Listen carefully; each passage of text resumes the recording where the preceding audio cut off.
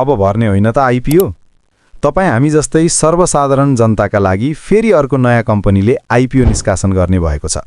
त्यो कम्पनी कुन रहेको छ, कति किता आइपिओ निष्कासन हुँदैछ र आवेदन कहिलेसम्म दिन सकिनेछ भन्ने सम्पूर्ण जानकारी यो भिडियोमा दिनेछु। भिडियो अन्तिमसम्म हेरिदिनुहोला।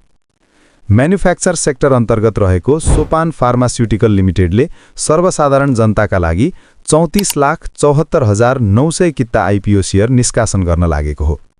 आर्थिक वर्ष 2081-82 को वित्तीय विवरण अनुसार कम्पनीको प्रति शेयर आम्दानी 18.33 रुपैयाँ र प्रति शेयर नेटवर्थ 92.15 रुपैयाँ रहेको छ।